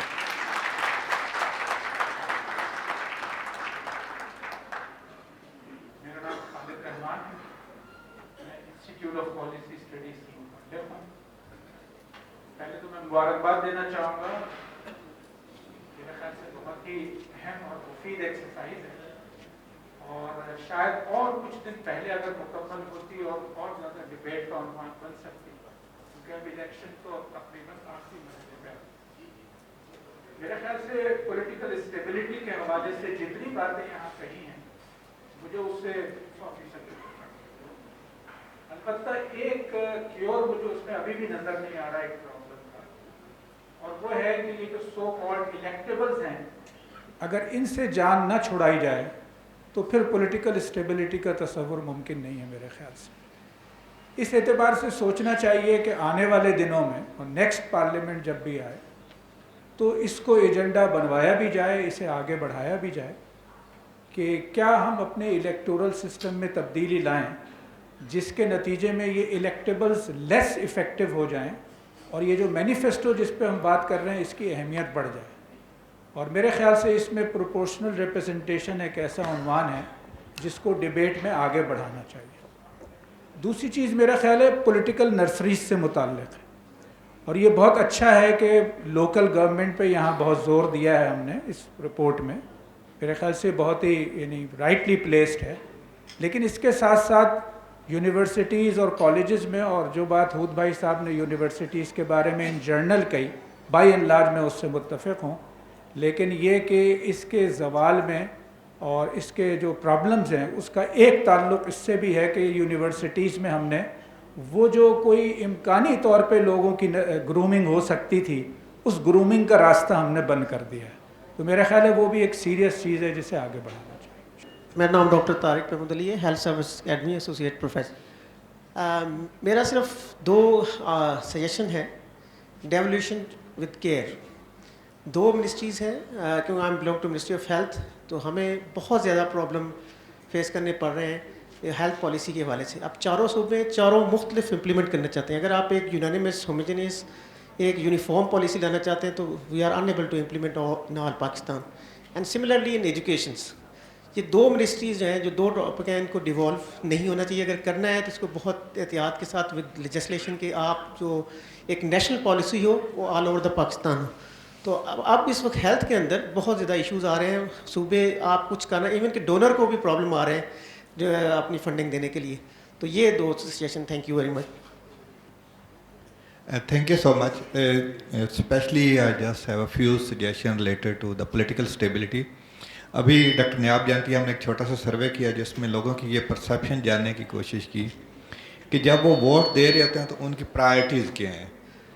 تو جب ہم نے پوچھا کہ آپ جب پولیٹیکل پارٹی کو دیکھ رہے ہوتے ہیں تو کیا چیز آپ کے ذہن میں ہوتی ہے کہ جب آپ ووٹ کر رہے ہوتے ہیں, اسی طرح جب آپ کینڈیڈیٹ کو دیکھ رہے ہوتے ہیں تو مینلی جو ہماری ایون جو ووٹر ہے وہ کس چیز کو دیکھ رہا ہوتا ہے, وہ پارٹی ہیڈ کو دیکھ رہا ہوتا ہے یا اس کی پارٹی ایفیلیشن کو دیکھ رہا ہوتا ہے. کہیں پہ بھی جو مینیفیسٹو کی بات ہوتی ہے یا ریفارم کی بات ہوتی ہے یا اکنامک ایجنڈا کی بات ہوتی ہے تو شاید ووٹر بھی ابھی تک اس چیز کو ریئلائز نہیں کر پایا کہ ہم نے ووٹ کس کو دینا ہے. اور جہاں ہم اس چیز کی بات کر رہے ہیں کہ ہمیں پولیٹیکل سیٹ اپ کو, الیکٹورل پروسیس کو چینج کرنے کی ضرورت ہے, الیکٹورل سیٹ اپ کو چینج کرنے کی ضرورت ہے, وہاں شاید ہمیں یہ بھی لوگوں کو اویئر کرنے کی ضرورت ہے. اور it would be like a 2-way traffic کہ جب آپ ووٹ دے رہے ہوں it's not about the electables کہ جن کو ہم نے دینا ہے یا پارٹی ہیڈ کو دینا ہے. You should have to look into the way the manifesto that they have and the economic reform agenda. ابھی تک یہ پرائرٹی لسٹ میں نہیں ہے, تو مے بی اس پہ بھی ہمیں تھوڑا سوچنے کی ضرورت ہے. Thank you. Doctor Aqsa Shabbir, Lahore college women university. میں یونیورسٹیز کی اور ہائر ایجوکیشن سیکٹر کی بات کو اگر کنٹینیو کرتے ہوئے بات کروں تو universities I agree we are in an utter state of confusion as well as. Sorry آپ کو انٹرپٹ کر رہی ہوں. یہ ابھی سوشل انفراسٹرکچر میں ہم ایجوکیشن کی بات کریں گے. جی, میں just want to continue with just stealing 10 seconds and adding to professor Hoodbhoy's statement. اس میں دیکھیں جی بات what I just wanted to add over here is کہ جو آپ کا اور بیوروکریسی کے ساتھ بھی اس کو لنک کرتے ہوئے جو اس وقت آپ کا یونیورسٹی کا ایک ٹیچر ہے, یونیورسٹیز آپ کی ایک اسٹیٹ آف کنفیوژن میں ہیں جنہیں ابھی یہ نہیں پتا کہ وہ کوالٹی ٹیچنگ کریں, ریسرچ کریں, یا اب ایک اگلی چیز آ رہی ہے کہ وہ اسکل بھی سکھائیں اور گرومنگ بھی کریں. اور آپ اس پڑھے لکھے یونیورسٹی ٹیچر کا جو اسٹیٹس ہے ویسے سوسائٹی میں یا اس کے جو پرکس ہیں اگر اس کو کمپیئر کریں ایک ایوریج بیوروکریٹ کے ساتھ تو اس کو تو آلموسٹ ہمیں داد دینی چاہیے کہ وہ سروائیو کر رہا ہے اور سوسائڈ کمٹ نہیں کر رہا given that his qualifications what is expected of ہم. اب اس کو میں اس بات سے جوڑنا چاہ رہی ہوں, ہمارا جو پولیٹیکل اسٹیبلٹی کا ایجنڈا تھا کہ ہمارا وہ جو ایک یوتھ کا ایک ہے لیٹس سے 18 سال سے 26 سال کا جو ایج بریکٹ ہے, उसको इस स्टेज पर आकर are they even concerned about the issues which are there in the country. For instance, अगर मैं एक undergraduate final year electrical engineering की क्लास जिसको I was teaching a few days, I just randomly asked them that if they know who the president of Pakistan is. And you'll all be shocked to hear that hardly anyone could even answer this basic question कि president of Pakistan कौन है. Let alone they being concerned with कि जी किस prime minister ने कितनी देर कितनी दफ़ा let's say एक सेशन अटेंड किया, या लेट्स से एक average cost of a parliamentary session है कितना. तो हम would like to ask let's say all the think tanks here that how could what can we possibly do कि हम ये जो एक हमारी 18 से 26 साल का एज ब्रैकेट जो आज कंसर्न ही नहीं है इन तमाम इशूज़ को लेकर, उनमें ये कंसर्न पैदा कर सकें. और इसमें फर्दर ये कि जो हमारा मीडिया है वो क्या रोल प्ले करता है. The media seems to be more interested in talking about कि किस political leader की divorce exactly किस point पर हुई है, if it was if it was Sharia compliant or not, and इसके आगे how many times have we seen these agendas come up in our media or let's say disseminated in any way? देखिए जी, एक बात ज़रा गौर करें कि there are many other agenda items, तो अगर हम point पे रहे तो it will be very nice. बाकी जहाँ तक यूथ की बात है, मेरा तो ख्याल है quite frankly, and I will say this later too, उस पर बात करेंगे बाद में, बल्कि अभी मैं नहीं कहता कि यूथ को क्या करना चाहिए, उस पर बाद में बात करेंगे. अभी let's talk about the politics, the bureaucracy and the cities, and lot of your problems will be solved in cities if you have true cities, not Islamabad and Lahore which are glorified pinds. इनको पिंड आपने बना दिया है, गाड़ी यहाँ चलती है, अमीर लोग गोल्फ खेलते हैं और यहाँ कोई काम नहीं है. बच्चों की एजुकेशन ज़्यादातर शहरों में होती है, तो शहरों पर ज़रा फोकस करें, पॉलिटिक्स पे फोकस करें. इलेक्टेबल्स हमने कहा है ना जी, टर्म लिमिट्स लगा दे. टर्म लिमिट्स क्यों नहीं लगती? 2 दफ़ा आएँ उसके बाद जाएं घर. काफ़ी दुनिया में टर्म लिमिट्स हैं, बहुत जगह टर्म लिमिट्स हैं. विकीपीडिया देखें, आई थिंक बहुत सारी 100 से ऊपर कंट्रीज़ में टर्म लिमिट्स हैं. फैमिली लिमिट्स क्यों नहीं लगा सकते? वाई शुड वन फैमिली, जैसे कि PMLN की फैमिली बैठी होती है, why should one family have 5 spaces in the cabinet? In most organisations first cousins तक नहीं आ सकते. बल्कि मैं पढ़ रहा था किताब उसकी जवाद ख्वाजा की, जिसकी हम ओपनिंग करेंगे, वो भी डिफाइन करता है कुरान के ज़रिए कि the family is immediate cousins. तो यार, can we restrict this thing? तो क्वाइट फ्रैंकली काफ़ी सारी चीज़ें इस एजेंडे में आ जाएंगे, अगर इस पर गौर करेंगे. जी, गो हेड. डॉक्टर मंजूर. जी, 2 पॉइंट्स सर. आपने सर्विस इंजन ऑफ ग्रोथ की बात की, उससे कोई डिनाई नहीं कर सकता. रूरल इकोनॉमी की ट्रांसफॉर्मेशन के लिए कैसे उसके linkages with the urban centres, पे कोई रिफॉर्म वगैरह. And secondly, with in cities private sector का रोल डेवलपमेंट में या इकोनॉमिक कंट्रीब्यूशन में, उसके लिए क्या रिफॉर्म ज़रूरी है? बिल्कुल सही जी, बड़ी सिंपल बात है जी. देखिए, रूरल एरियाज जब डेवलप होते हैं, शहर बन जाते हैं. I don't think you can develop a rural area without making it a city. But otherwise rural areas में आप क्या करेंगे, वो किसानों को क्या देंगे? तो I think we have to be very clear कि रूरल एरिया जब डेवलप होता है, वो शहर बन जाता है. तो शहरों की आप कोशिश करें. रूरल एरियाज़ में इतनी कोई ज़रूरत है, अगर आपने हर किसान के पास स्कूल लेके जाना है तो बड़ी देर लगेगी, बड़ा पैसा लगेगा. माशाल्लाह इतना पैसा नहीं. हर किसान को बिजली देनी है तो बड़ा पैसा लगेगा, नहीं हो सकता. तो आई थिंक जो दुनिया ने सीखा है कि it's only cities where things happen, not outside the city. दूसरी चीज़ क्या कही थी उन्होंने? हाँ, प्राइवेट सेक्टर वो सिटीज़ में हमने बात की, बाकी मार्केट्स में बाद में बात करेंगे. जी, मंजूर साहब बोलिए. मंजूर नाम है और मैं ग्वादर से हूँ. 2 मैं पॉइंट ऐड करना चाहूँगा. मेरी सजेशन है, एक तो ये कि why would you not talk of the overall federal structure of this country. 50% Pakistan Balochistan है जो कहीं भी इस पॉलिटिकल फेडरल पॉलिटी में उसकी कोई रिफ्लेक्शन नहीं होती. दूसरा, मोर देन 50% ऑफ पाकिस्तान असल पाकिस्तान है. तो जब तक हम इस ओवरऑल फेडरल स्ट्रक्चर को प्रॉपर नहीं चेड़ते, तब तक मेरा नहीं ख्याल कि कोई पॉलिटिकल स्टेबिलिटी अगर आ भी जाए तो उसकी कोई ख़ास रिप्रेजेंटेशन होगी. तो my suggestion is to make more provinces. मतलब बलूचिस्तान, पूरे बलूचिस्तान को अगर आप एक प्रोविंस छोड़ेंगे तो बलूचिस्तान किसी भी तरह गवर्नेबल नहीं है at any way. Same is the case with Punjab and other provinces. Point number 1 is to make more provinces out of the federation. Second, public administration पे देखिए, अब डिस्ट्रिक्ट को तो हम विदड्रॉ नहीं कर सकते, लेकिन जो डिस्ट्रिक्ट की एडमिनिस्ट्रेशन है वो किसी भी तरह पब्लिक सर्विस डिलीवरी के लिए feasible नहीं है. DC is there with the sort of hierarchy of administration doing simply nothing. اور اس کے ساتھ جتنے بھی پبلک کے لائن ڈپارٹمنٹس ہیں, ہم یہ پہلے دیکھیں کہ جتنے بھی لائن ڈپارٹمنٹس ہیں یہ کرتے کیا ہیں. تو the second point that we could sort of suggest is to make a drastic reform at the district level by completely abolishing the district administration structure there. اور اس میں یہ کہ جو ڈیولوشن پلان تھا مشرف دور کا, I mean, devolution plan, despite its political implications, in terms of administration, was one of the best sort of structures ever implemented in Pakistan. تو اس پہ میرا خیال ہے کہ ہم جب لوکل لیول کی بات کرتے ہوتے ہیں تو we need to talk of the revival of that devolution plan, جو کہ کسی بھی طرح مطلب اس پہ پولیٹیکلی بہت ساری باتیں ہو سکتی ہیں, لیکن when it comes to the effectiveness of the governance, I think that was one of the best models which was in place in Pakistan. Hello, my name is Munir Ahmed and I'm a development practitioner. میں صرف یہ بات کرنا چاہ رہا ہوں کہ یہ پہلی بات تو یہ ہے کہ پرائڈ ریفارم مینیفیسٹو یہ ایک بہت اچھی ڈاکومنٹ ہے. جیسے ابھی میں نے ایسے اس کو دیکھا تھوڑا سا, سیاسی پولیٹیکل سٹیبلٹی سے پہلے کیا ہمیں اس کے اوپر بات کرنے کی زیادہ ضرورت نہیں ہے کہ جو کنٹری گورننس سسٹم ہے, جو ہمارا سیاسی نظام ہے, کیا اس کو اسی طرح سے چلتے رہنا چاہیے یا اس کے اندر کوئی میجر اس کی کوئی سرجری ہونی چاہیے, کوئی اس کو تبدیل ہونا چاہیے. کیونکہ جس طرح کا گورننس سسٹم یا ڈیموکریٹک گورننس سسٹم میں پچھلے کئی ڈیکیڈ سے دیکھ رہا ہوں بچپن سے اب تک, وہ اسی طرح سے نقصان دہ ہے جس طرح سے وہ آج سے بہت سال پہلے تھے. شاید اب زیادہ نقصان دہ ہو چکا ہوا ہے عوامی سطح کے اوپر.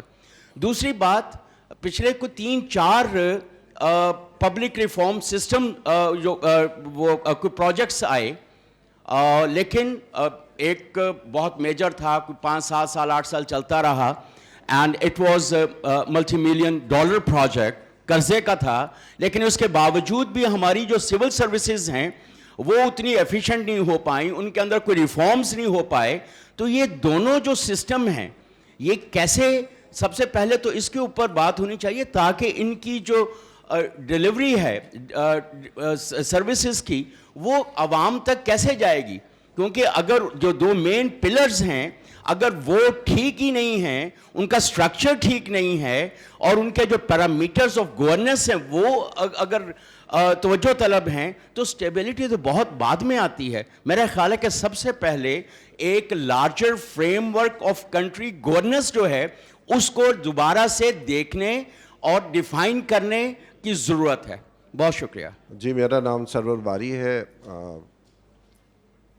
پہلی بات تو یہ ہے کہ ضرور ریفارمز کی بات کرنی چاہیے, لیکن دنیا کا تجربہ یہ بتاتا ہے کہ ریفارمز میریٹ اور سرینا ہوٹل میں نہیں ہوتی. ابھی نیٹ فلکس پہ ایک بہت اعلیٰ ڈاکومنٹری ہے, میں ریکمینڈ کروں گا,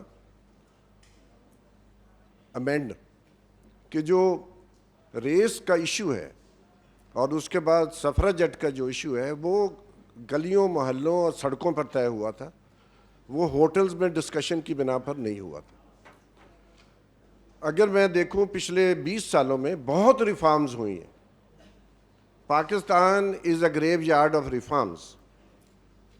کتنی ریفارمز ہیں جن کے اوپر امپلیمنٹیشن ہوتا ہے, اس لیے نہیں ہوتا کہ کوئی اونر نہیں ہے, کسی نے اس کے لیے خون اور پسینہ نہیں دیا تھا کہ وہ اس کو پروٹیکٹ کر سکے. پاکستان میں ریفارم کی خواہش تو بہت ہے, لیکن مجھے بتائیے کہ جو ریفارمز کی بات کرتے ہیں, میں ندیم الحق کی بات نہیں کر رہا ہوں, صرف میں اپنی بات بھی کر رہا ہوں, کیا پاکستان میں ریفارم کرنے والے انٹیلیجنسیا کا کوئی کولیکٹیو ہے؟ یہاں بیٹھے ہیں بہت, کوئی ایک کولیکٹیو مجھے بتا دیں. کوئی زمانہ تھا انجمن ترقی پسند مصنفین کا, شاعری کرتے تھے, مضمون لکھتے تھے, سڑکوں میں شامل تھے, لیبر موومنٹ کا حصہ تھے, تو جو ڈیمانڈ کرتے تھے وہ پھر بنتی تھی ریفارمز کی شکل میں, لیجسلیشن کی شکل میں. ابھی آپ اگر قانون کو نکال کے دیکھیں تو کتنی خلاف ورزی ہے. 90 دن میں انتخابات ہونے چاہیے, نہیں ہوئے.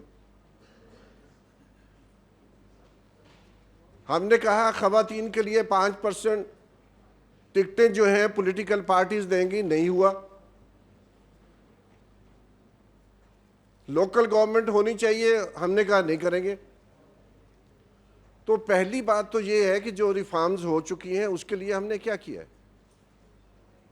ہم نے ڈونرز کے ایجنڈے کو سرو کرنا مناسب سمجھا, کنسلٹنسیز کی, ان کے لیے رپورٹیں لکھی, لیکن ہم نے مزدور تحریک, کسان تحریک, خواتین کی تحریکوں کے ساتھ اپنے آپ کو الائی نہیں کیا. ہم نے الائی تو لیڈ کے ساتھ کیا ہے جس کے خلاف ہم لکھتے ہیں. ہم نے کہا لیڈ کیپچر ہو گیا. ابھی اس الیکشن میں اگر آپ دیکھیں لیڈ کیپچر بڑھ گیا ہے. ابھی ندیم الحق نے بات کی ہے کہ جو ڈائنسٹک پالیٹکس ہے that has reached to constituencies where it was not before. Hare constituency میں, ہر ڈسٹرکٹ میں 2 سے 3 لوگ, ہر جو نشست ہے اس پر ایک ہی فیملی کے لوگ ہیں, پہلے نہیں تھے. It has gone up. اور اس کی بنیادی وجہ یہ ہماری جو اپرچونزم ہے مڈل کلاس کی, پروفیشنلز کی, وہ اپرچونزم کی وجہ سے ہوتا ہے, کیونکہ they don't feel any shame. بڑھ گیا ہے. ابھی آپ دیکھ لیں جا کے, یہ بیماری اتنی زیادہ پھیل گئی ہے. لیڈ کیپچر کی ہم بہت بات کر رہے ہیں, لیڈ کیپچر کو روکنے کے لیے ہم کیا کر رہے ہیں. Thank you sir. میرا نام مہتاب ہے جی, I work for the news. Doctor صاحب, آپ نے جو بات کی یہ ٹرم والی, اس نے مجھے فورس کیا کہ میں بات کروں یہاں پہ.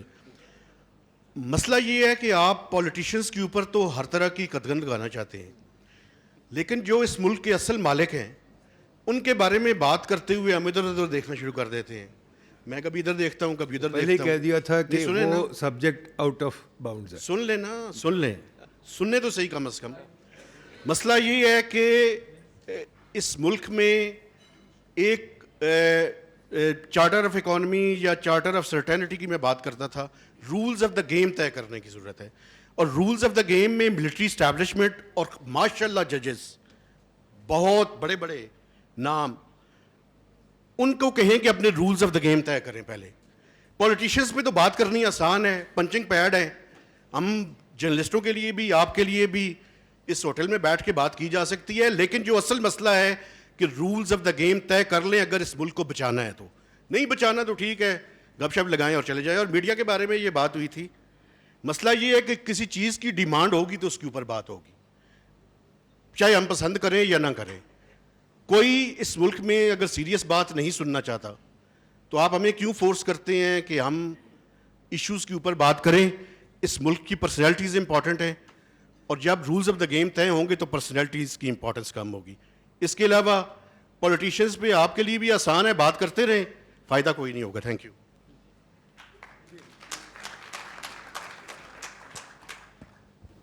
جی. This is me, Farah. I'm Farah. I'm PhD scholar of PIDE. اسی PIDE Reform Manifesto میں ایک سجیشن تھی دیٹ ڈیموکریٹک گورنمنٹ کی ٹینیور کو 5 سال سے کم ہو کے 4 سال ہو جانا چاہیے, اور میڈم نے کہا, بلکہ ندیم صاحب نے کہا کہ it should be even less 3 years ہو جانا چاہیے.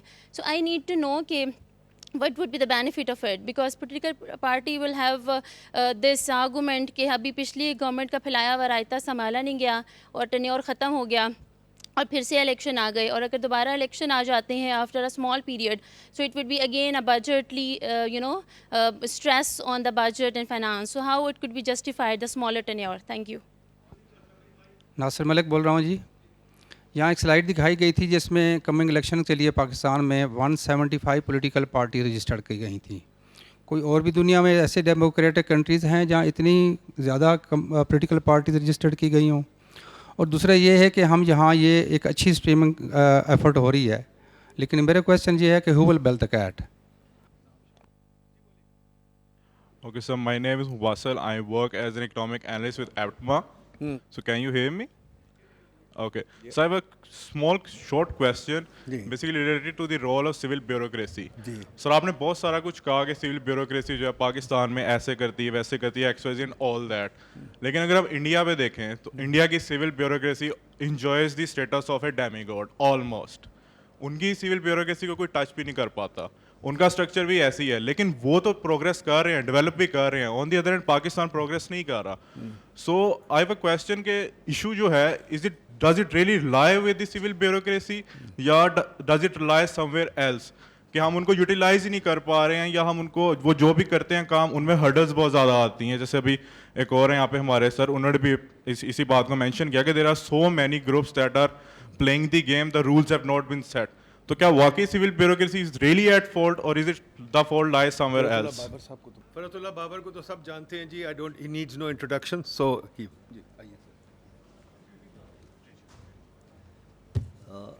शुक्रिया जी. मैं तो एक और छोटी सी बात कह दूं. Farhatullah Babar is the only politician who actually comes and listens. ये भी फरत साहब इस पे भी कमेंट कर दें. बड़ी मेहरबानी जी. मैं तो हकीकत यह है कि कोई तकरीर करने के लिए हाजिर नहीं हुआ था. आई केम हेयर टू लर्न.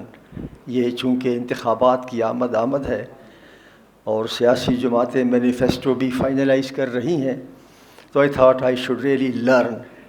एक कमेंट करना चाहता हूँ, और वो इसलिए कि चूँकि इंतखाबात होने वाले हैं, तमाम सियासी जमातें मैनिफेस्टोज़ बना रही हैं, और हर सियासी जमात कहती है कि economy is the issue number 1.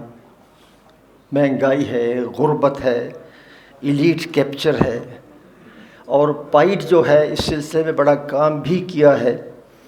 मेरा एक ही तबसरा है, और वो ये है कि जब हम इकॉनमी की बात करते हैं और हम कहते हैं कि गुर्बत बढ़ गई है and we need to reconstruct the economic model, तो एक चीज़ है जिसकी तरफ तवज्जो नहीं दी जाती, और तमाम सियासी जमातों को उस पर सोचना चाहिए, और वो है पाकिस्तान में uneven economic playing field.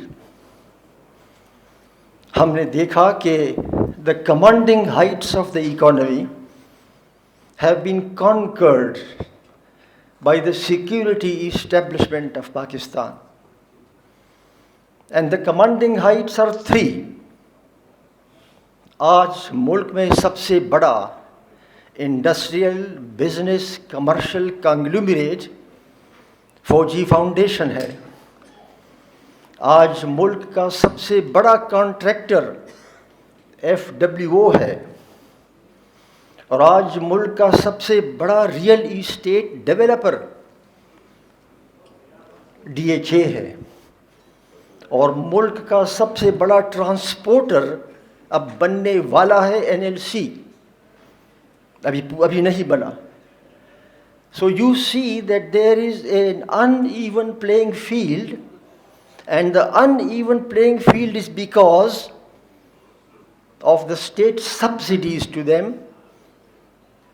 and of the undue concessions and advantages given to them.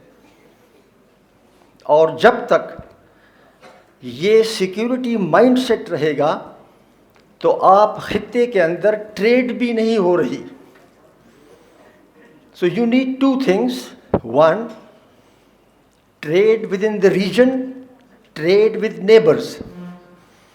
But trade within the region and with neighbors has been trumped by so-called security considerations. And the level playing field is not there in the economy because the commanding heights of economy have been conquered by the military establishment. तो मेरा ख्याल ये है कि हम सियासी जमातों को इस पर गौर करना चाहिए और बग़ैर लगी लिपटे ये कहना चाहिए कि अगर आपका सबसे बड़ा इशू इकोनॉमिक है तो इकोनॉमी में सबसे बड़ा issue uneven level playing field और absence of regional and trade with the neighbours. Thank you very much. Farad Sahab, thank you very much for always being there and always being a کیا کہتے ہیں, shining light for politicians. He is one of our best politicians, اور ان کو ضرور ہم سب خراج تحسین پیش کریں پلیز.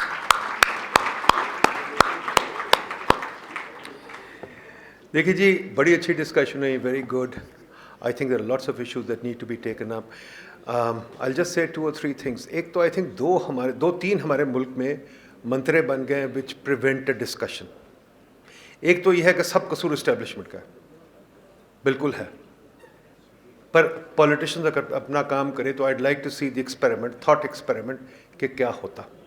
عمران خان صاحب اگر اب 2021 میں الیکشن کرا دیتے تو آئی تھنک بہت فرق پڑ جاتا. انڈیا نے 10 الیکشنز ریگولرلی کروائے 2 سال کے بعد تو بہت فرق پڑا.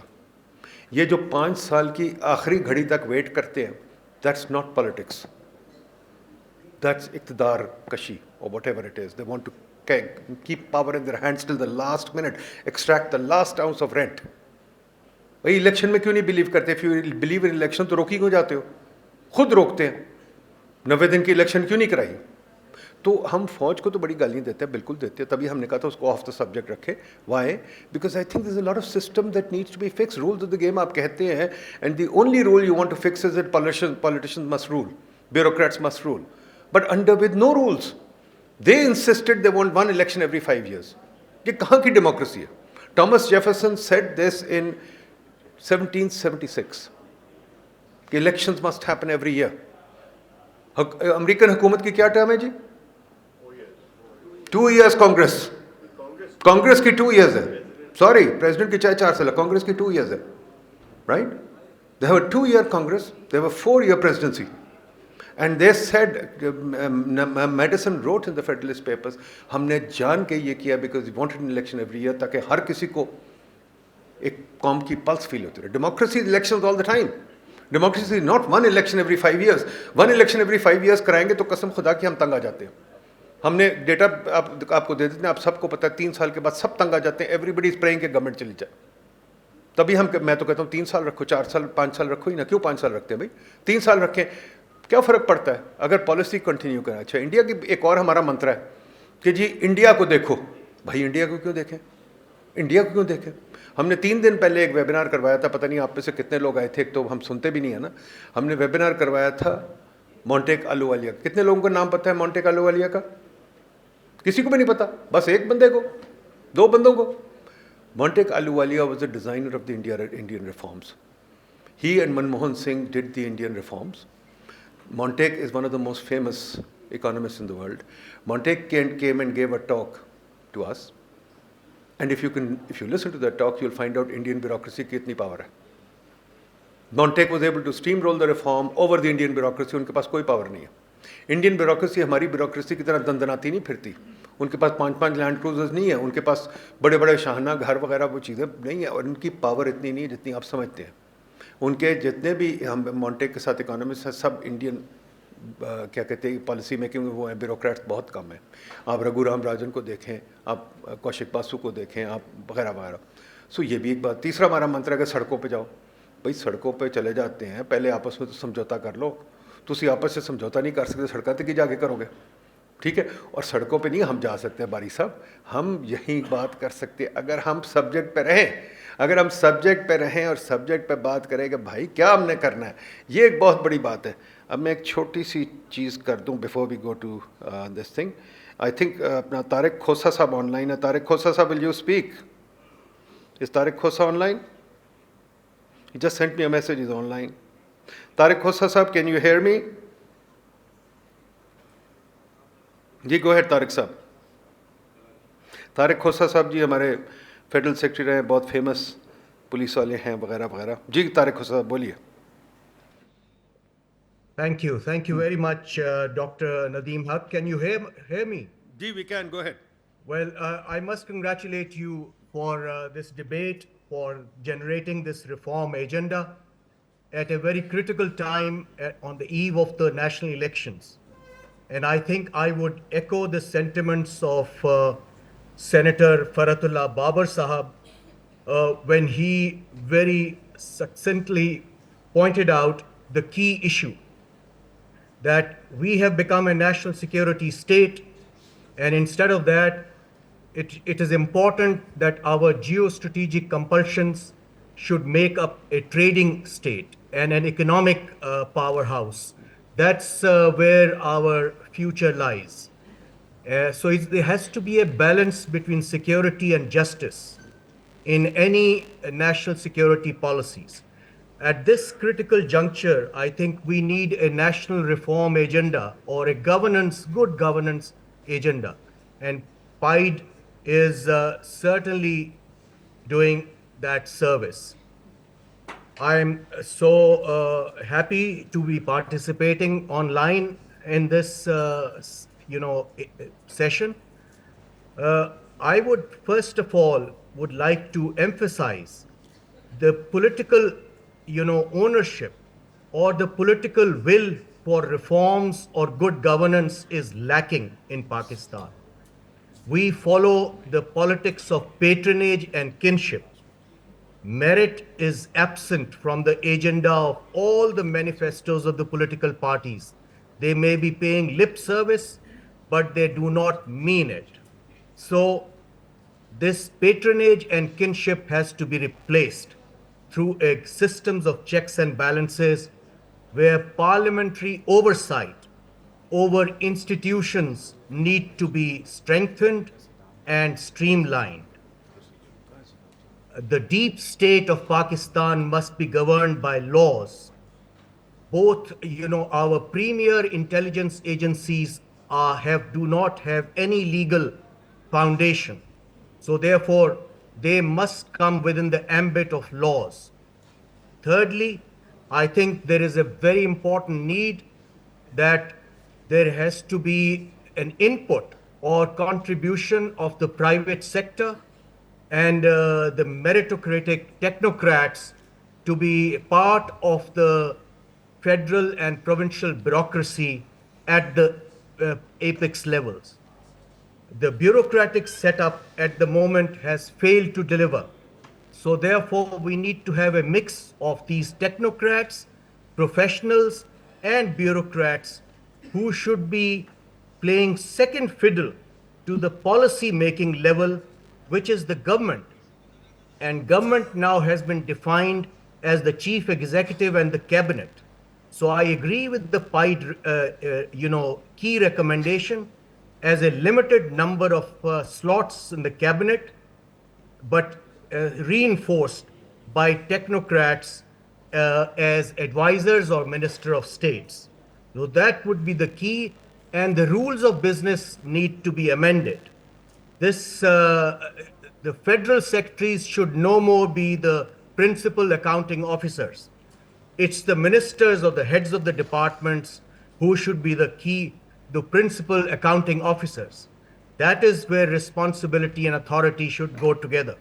So it is time now to also consider a rule of law reform agenda. In that context, policing is the key. We need to have very autonomous, very accountable and professional police organization.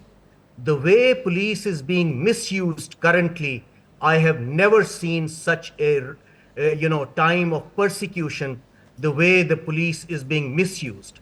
So this is a high time that we need to have the police reforms where, the National Police Bureau need to play a key role, where the Police Reforms Committee report as launched in January 2019 by the Supreme Court of Pakistan must be implemented now. It stresses on accountability, specialization of investigations, urban policing, and new role model, a new law for the 21st century. So with that, Nadeem Haq, I must congratulate you for generating this debate from the PIDE Forum, and look forward to some meaningful reforms coming out of this exercise. Thank you, Dr. Thank you, Haq, Tariq for giving me an opportunity. Okay. Last question, Ji, then we have to move on. Ji. Thank you, sir. Sir, my name is Himayatullah. I'm a retired federal secretary and have served in two governments in KP as Minister of Finance and Minister energy and power.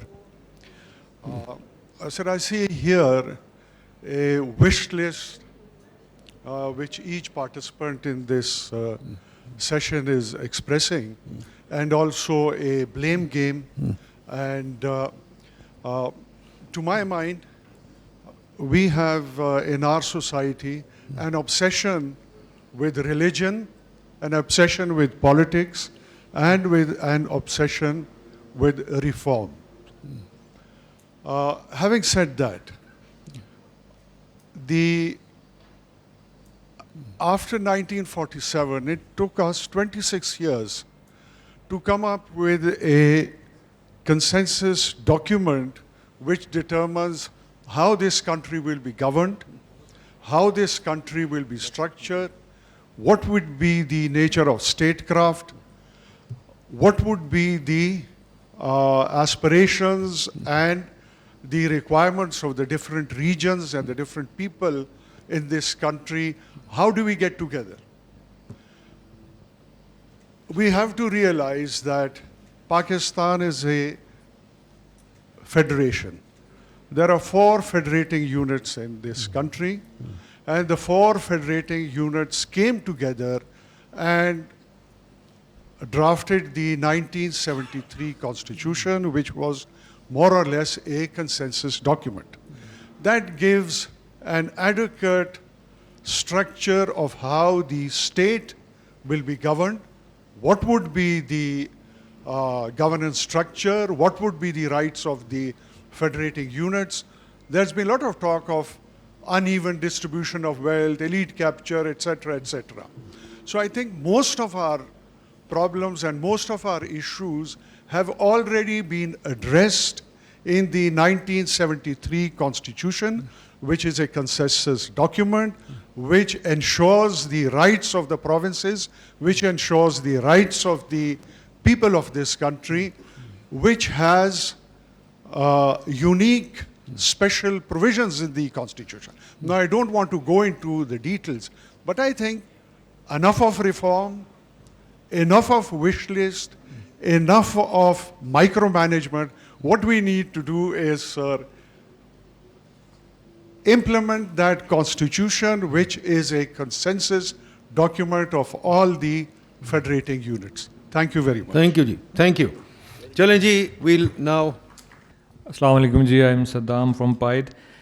So our first session comes to an end. I would just give you a recap what we talked about. So we talked about 3 themes in general: much needed political stability, public administration for 21st century, a city is the engine of growth. Within the sub-themes, we talked about elections, campaigns, civil service, ministries, regulations, urban transport, autonomous agencies, and so on. In total, for these 3 themes, we have recommended 72 reform interventions, and I can see we can agree on most of these. Some of the interesting points which came from the audience was, where do slums come into the equation of the cities? Why do they prop up in the first place? And what are we going to do about it? Then someone asked about election campaigns, election system, the process and transparency, and why do we need election in the first place? So questioning the core of the elections. Then someone said the politics of electables should be do away with, because unless it is do away with, we cannot move forward. Another from Quetta, I guess he mentioned about the mechanics of devolution and smaller federating units, which can be a way forward for real reform. And overall change in the system of election, how do we elect an intra-party democracy and all that. Someone said that uneven economic playing field, Faratullah Babar Sahab, and trade with neighbors is the key, obviously. We all agree upon that. And reforms do not happen here in hotels and on the streets. Yes, we agree, and we have tried to do this. We have tried to reach out to every corner of the country. GB se lekar Quetta, Khyber, har jagah hum gaye. And we tried to involve as many voices and as many representations as we could. So hum chambers gaye, universities gaye, youth ke saath mile. So ye jo reform agenda hai, it's all the summary of all those points of view, all those representations, unki jo आवाज़ें हैं.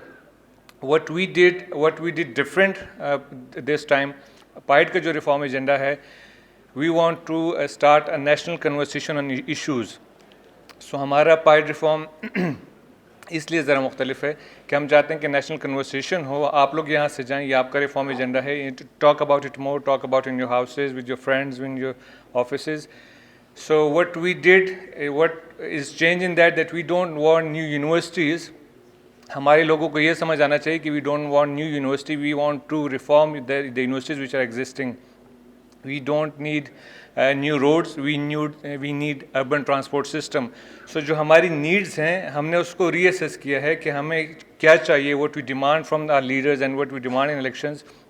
So it is kind resetting our demands so that truer demands can be generated and we can move towards real reforms. Thank you.